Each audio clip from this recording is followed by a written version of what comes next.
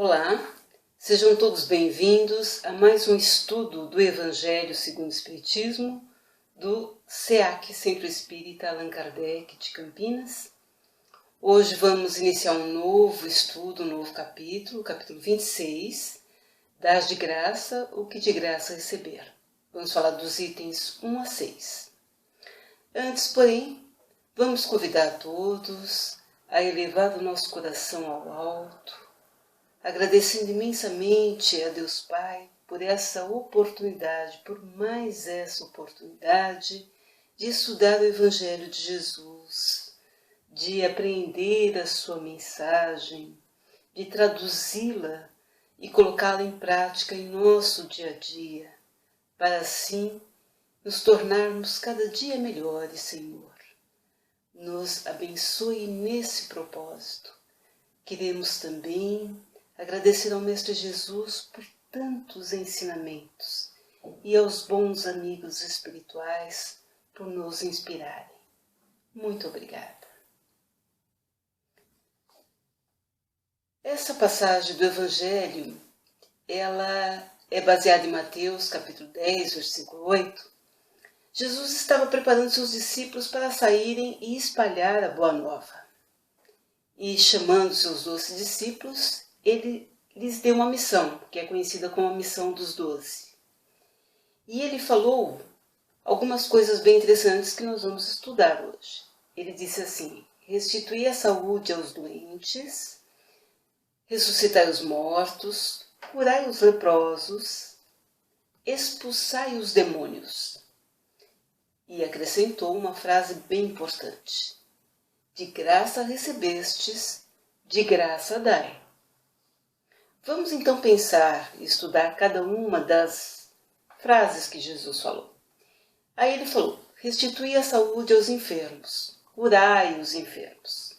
O Cristo curou muitos, paralíticos, cegos, coxos, a mulher hemorroísa, que é muito conhecida, essa passagem. E ele falou aos discípulos que fizesse o mesmo. Como? Eles tinham a mediunidade de cura, eles tinham este dom, então eles poderiam cumprir os desígnios divinos. Então ele disse: saia e vá curar os enfermos, não é? Ressuscitai os mortos. Como ressuscitai os mortos? O que ele quis dizer? Em nossa doutrina espírita, nós sabemos que não existe a possibilidade de uma pessoa que morre, que o seu corpo volte a viver. Não é? Nós dizemos que o espírito é imortal. O espírito não morre jamais. O que morre é o corpo. Mas, uma vez morto esse corpo, jamais ele tem condições de voltar à vida, de ressuscitar, entre aspas, como se fala aqui nessa passagem. Será que Jesus não sabia disso? É claro que sabia. Porque nós falamos em reencarnação, nós não dizemos ressuscitação. Mas o que ele quis dizer? Ele quis dizer que ressuscitar os mortos seria fazer voltá-los à vida quando ainda não estão mortos. Como ele fez, por exemplo, na passagem muito conhecida de Lázaro, não é? Que ele tornou Lázaro à vida. Também a filha de Jairo, o filho da viúva de Naim e muitos outros que a gente conhece pela Bíblia, pelos estudos bíblicos. Então, o que acontecia naquela época, e ainda hoje existe, a doença chamada letargia. O que é letargia? Letargia é quando o espírito se ausenta do corpo, mas ele ainda fica ligado ao corpo pelos laços fluídicos, e ele se ausenta do corpo, dando ao corpo assim uma aparência temporária, uma perda de sensibilidade de movimento, parecendo realmente que o corpo está morto, mas não está. E a medicina precária naquela época não tinha como saber disso, não tinha como verificar isso. Muitos foram enterrados vivos, mas estavam apenas com essa doença. E Jesus, com seu poder magnético, não é? Em ação fluídica e principalmente com a sua moral elevada, ele determinava aquele espírito que voltasse imediatamente ao corpo, e era o que acontecia. E para aquelas pessoas ignorantes daquela época, então, Jesus estava cometendo ali um prodígio. Jesus estava fazendo as pessoas ressuscitarem, voltarem à vida. Mas Jesus então disse aos seus discípulos que eles fizessem o mesmo, que ajudasse aqueles espíritos que estavam ausentes, as pessoas que tinham aquela doença, e que voltassem então à vida para continuar a sua trajetória terrena. Agora, esse ressuscitar os mortos também nos leva a refletir que Jesus pudesse estar falando de uma outra forma também, uma outra coisa. Ele poderia estar dizendo que era preciso fazer ressurgir espiritualmente aquele corpo, aquela pessoa morta. Então, ressurgir espiritualmente como? Pela mediunidade. Pela mediunidade, os discípulos poderiam trazer a mensagem daqueles espíritos que já tinham desencarnado, considerados mortos.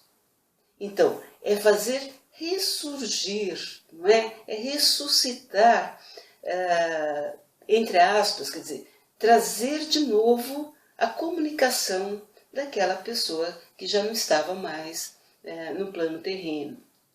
Então, poderia ser também. Ou ainda, o Cristo poderia estar usando uma linguagem mais simbólica, ele poderia estar dizendo aos discípulos que ressuscitassem aqueles que estavam mortos para as palavras de Deus, que eles contribuíssem para que as pessoas revivessem, se despertassem para as coisas espirituais. Como?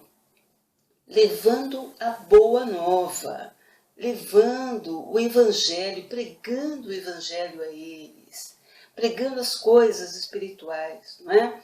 Nós estudamos no Evangelho a passagem que diz: não coloqueis a candeia sobre o alqueire, quando falamos que somos a luz do mundo e não podemos guardar somente para nós o que nós recebemos de ensinamento sobre as verdades espirituais. Temos que colocar a candeia sobre o candeeiro para iluminar todo o ambiente, ou seja, temos que divulgar o que sabemos para dar aos outros a oportunidade de acesso também aos ensinamentos, e com ele a reflexão, a reforma íntima, a oportunidade de acelerar a sua evolução. Então assim Jesus poderia estar dizendo aos discípulos: vão levar à luz aquelas pessoas que estão precisando de ensinamentos, ressuscitando-os daquele estado de morte para as coisas espirituais, trazendo-os à vida. Olha, que coisa bonita, não é? Então aqueles discípulos também tinham essa possibilidade, porque tinham visto Jesus mostrar isso, né? Dar muitos exemplos. Agora, voltando ainda à frase de Jesus do Evangelho, ele diz assim: restituir a saúde aos doentes, ressuscitar os mortos, como já falamos, limpai os leprosos. A lepra, hoje conhecida como hanseníase, era uma doença muito comum naquela época. A gente lê muito na Bíblia, não é? Fala muito dos leprosos, e Jesus curou muitos leprosos. Aliás, assim, qualquer doença de pele naquela época era tida como lepra. Porque não havia médicos, então quem fazia o diagnóstico eram os sacerdotes. E os sacerdotes, eles olhavam, definiam o diagnóstico, e como a lepra era vista como uma doença de impureza, né, de impura, eles afastavam as pessoas eram tiradas da sociedade, confinadas a lugares isolados, porque aquelas pessoas não estavam só com uma doença do corpo, elas estavam impuras da alma e não poderiam conviver com os demais. Enfim, tem muitas coisas em volta disso. Mas as pessoas sofriam muito com isso, porque ficavam isoladas da família, não é? E não tinham muitas esperanças. Jesus curou os leprosos, é claro que cada um de acordo com o seu merecimento, mas ele designou os discípulos para fazerem o mesmo, que eles poderiam também curar os leprosos. E Jesus também recomendou: expulsai os demônios. Ora, nós espíritas sabemos que não existem demônios. Nessa palavra nós não utilizamos. Por quê? Porque nós sabemos que Deus cria todos os espíritos simples e ignorantes. E quando nós começamos, no nosso início, Deus dá a nós o instinto para que a gente consiga sobreviver. Então, esse instinto de sobrevivência, ele perdura até que a gente desenvolva a nossa inteligência, até que nós tenhamos a prerrogativa de nos desenvolver moralmente também. Então, a princípio, quando nós estamos no início da escalada evolutiva, nós somos muito imperfeitos, muito imperfeitos. E esses espíritos imperfeitos, eles podem ser assim, ainda muito agressivos, perturbadores, maus mesmo, maus. Mas todos nós sabemos que até o pior espírito que exista, ele vai chegar a ser um espírito de luz, um espírito perfeito, não é? Então é uma questão só de escalada evolutiva que se faz pelas reencarnações, pelas múltiplas reencarnações nos planos, nesse nosso planeta terreno, em outros, não é? Em outras dimensões. Mas Jesus então sabia que nós podemos lidar com esses espíritos imperfeitos. E por isso que expulsar os demônios, ou seja, tire, não é? Esses espíritos imperfeitos podem obsidiar outros. Então liberte isto para que as pessoas vivam melhor, não é? Jesus fazia isso muito bem, tem várias passagens bíblicas mostrando como ele fez, e os discípulos estavam ali observando e poderiam fazer o mesmo. Por isso que Jesus delegou a eles. Mas conclui: de graça recebestes, de graça dai. Ou seja, vocês receberam um dom, receberam uma oportunidade. Acima de tudo, a mediunidade é uma responsabilidade. Mas, lembre-se, vocês receberam sem nada pagarem por isso.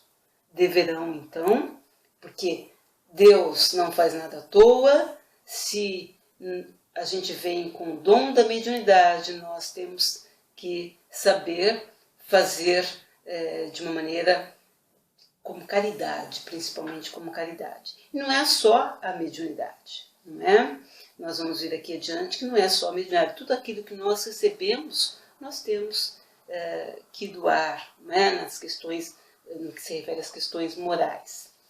Eles tinham, então, os discípulos, recebido esse dom que lhes fora dado por Deus, para alívio dos que sofrem, para ajudar a propagação da fé. Jesus lhe diz que não transformem em objeto de comércio ou de especulação, nem em meio de vida, que não profissionalizem o trabalho de cura, especialmente o de cura mediúnica. Jesus, então, não só recomendou, ele exemplificou, porque jamais ele cobrou de ninguém pelas suas obras. E Jesus realizou feitos admiráveis. Jesus ainda deu enérgica demonstração de que não se deve comercializar as coisas espirituais, nem torná-lo objeto de especulação meio de vida, quando expulsou os vendilhões do templo. Esta passagem está no Evangelho de Marcos, capítulo 11, versículos 15 a 18, e no Evangelho de Mateus, capítulo 21, versículos 12 e 13, diz: Em seguida, eles vieram a Jerusalém, e, havendo Jesus entrado no templo, começou a expulsar aqueles que lá vendiam e compravam, e derrubou as mesas dos banqueiros e as cadeiras daqueles que vendiam pombas, e não permitiu que ninguém transportasse nenhum utensílio para o templo. E ele os instruía, dizendo: Porventura não está escrito: minha casa será chamada casa de oração por todas as nações? E, entretanto, haveis feito dela um covil de ladrões. Algumas pessoas falam que Jesus estava colérico, que fez com violência. Difícil a gente pensar em Jesus violento, não é? Difícil imaginar aquele poço de bondade que tinha tanta paciência, tanta indulgência. Imagina ele expulsando energicamente. Não, ele pode sim ter elevado a sua voz, colocado um pouco mais de massa na voz, né, para mostrar às pessoas realmente ali, aquelas pessoas que necessitavam ainda daquele tipo de tratamento, porque eram ignorantes, não entendiam. Então, Jesus talvez possa ter sido um pouquinho mais enérgico, mas não colérico, não violento. Então nós vamos pensar que o que ele quis dizer é que realmente nós não podemos jamais utilizar as coisas sagradas para ganhar alguma coisa, algum lucro, não é? Alguma coisa, uma remuneração financeira e mesmo qualquer outro tipo de remuneração. Porque às vezes nós não cobramos em dinheiro, as pessoas não cobram em dinheiro, mas cobram em favores, cobram para o alimento do seu orgulho, né, para se sentir orgulhosa, pedir para as pessoas falarem por aí, para exaltá-la. Enfim, tudo isso é uma forma de cobrança. Então nós precisamos bem ter a ideia do que é realmente dar de graça. Dar de graça é não olhar a quem e não querer nenhum tipo de recompensa. Nenhum tipo de recompensa. E sobre as preces pagas? Jesus também nos alerta sobre as preces pagas. Nesse capítulo ele fala também das preces cobradas. Ele diz assim: guardai-vos dos escribas que querem andar com roupas talares. Roupas talares são túnicas, não é? E gostam de ser saudados nas praças, de ocupar as primeiras cadeiras nas sinagogas e os primeiros assentos nos banquetes, que a pretexto de longas preces devoram as casas das viúvas, apostam-se, né, das suas fortunas. Essas pessoas receberão, por isso, uma condenação mais rigorosa. Então, naquela época de Jesus, o povo não estudava, não lia, nem escrevia. Isso era um privilégio só de alguns poucos. Esses eram os secretários dos reis, mas com o passar do tempo surgiu uma segunda classe de escribas, que eram justamente os oportunistas.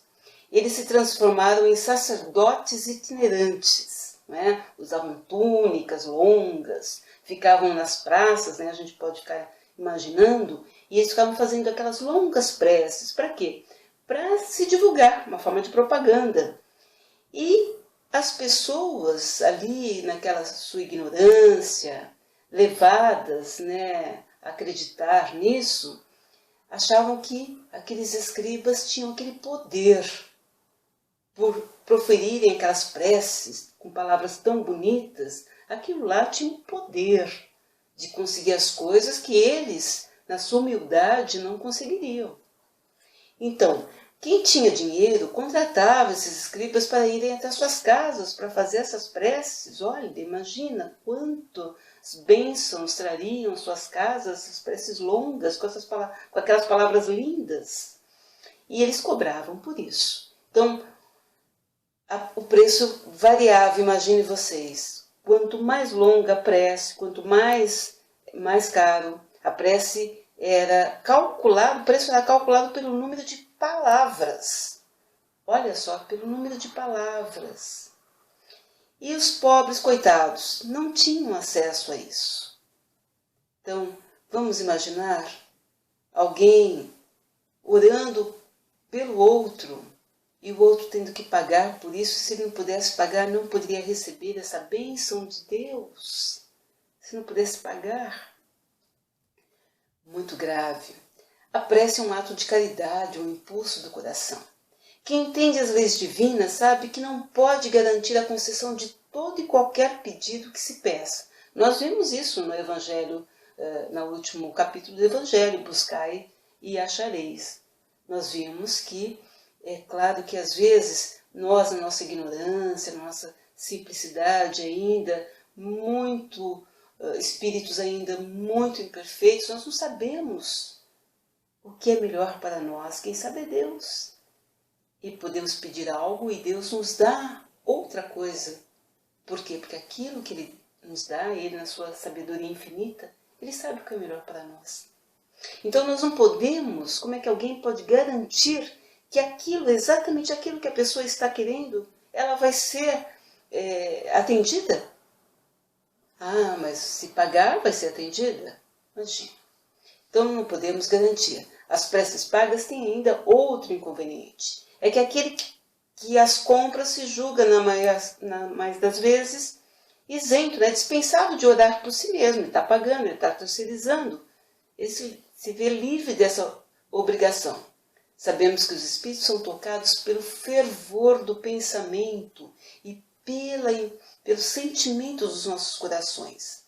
E eles vão nos atender naquilo que seja melhor para nós, mas, sobretudo, vai nos dar conforto, consolo, nos abrir às esperanças. Mas qual pode ser o fervor daquele que paga um terceiro para que faça isso por ele? E aquele terceiro, será que vai fazer com tanto fervor mesmo?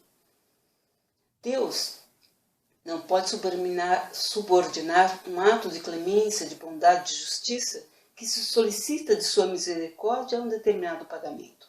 A razão, o bom senso, a lógica, nos diz que Deus, a perfeição absoluta, não pode delegar a criaturas imperfeitas o direito de estabelecer preços para a sua justiça. Pois a justiça de Deus é como o sol, que se distribui para todos, para o pobre e para o rico. Todos têm o direito. Muitos não cobram em dinheiro, como nós falamos, mas algum favor. Então precisamos cuidar disso. Vamos lembrar do nosso querido Chico Xavier, tão simples, tão humilde, passando tantas necessidades, como ele mesmo relatou, uma passagem que seu pai veio solicitar, o seu pai tinha recebido a informação da venda dos livros e veio solicitar. Ele falou, nós somos tão pobres quanto esses livros são dados para ajudar as almas, nós também merecemos ser ajudados. E Chico Xavier, já somos ajudados, meu pai. E ele entendia que o seu pai também, na sua ignorância, era normal que fizesse aquele pedido. Mas Chico jamais utilizou um centavo da sua obra, das suas obras, que renderam tanto. Das suas obras, todo o lucro dos seus livros era convertido em obras sociais, jamais para ele próprio. E quando ele ganhava alguma coisa, que a pessoa insistia em dar a ele um presente por algo recebido, ele sempre repassava o presente. E ficou muito triste quando soube que aquele seu sobrinho estava cobrando um lugar na fila lá em Pedro Leopoldo para ter com Chico Xavier. Ficou muito triste por saber disso. Então vamos nos inspirar nesse exemplo do nosso querido Chico. Quem corrompe e quem se deixa corromper tem responsabilidades iguais, vamos lembrar. Quem cobra pelos dons divinos e quem paga por eles é tão culpado quanto. Não é? Pois agora nós sabemos. De quem mais sabe, mais será cobrado. Então sabemos que não pode ser cobrado. Agora, será que não temos nada, então, como recompensa da caridade que fazemos? Todo o bem que fazemos tem sempre a sua recompensa espiritual. Jesus afirmou, digno é o trabalhador do seu salário. Às vezes estamos passando por alguma dificuldade, por uma experiência difícil, alguém pode pensar, poxa, ajudo tanto, e no meu caso os espíritos não me ajudam. Mas eles ajudam sim. Sintonizados com os bons espíritos, receberemos o auxílio espiritual, a proteção, a inspiração para sairmos da dificuldade, da situação. E lembremos que o sofrimento é prova ou expiação para evoluirmos espiritualmente, que muitas vezes nós mesmos é que pedimos antes de reencarnar. Então, todo aquele que tiver dado, seja um copo d'água, como meu discípulo, receberá seu galardão, diz Jesus. Então, a contabilidade divina é perfeita. Todos aqueles que trabalham na seara do Senhor recebem recompensas, não materiais. Não vamos pensar nisso. O líquido divino vem para todos, mas cada um recebe na sua capacidade. Afinal, a cada um, segundo as suas obras, também é um ensino de Jesus.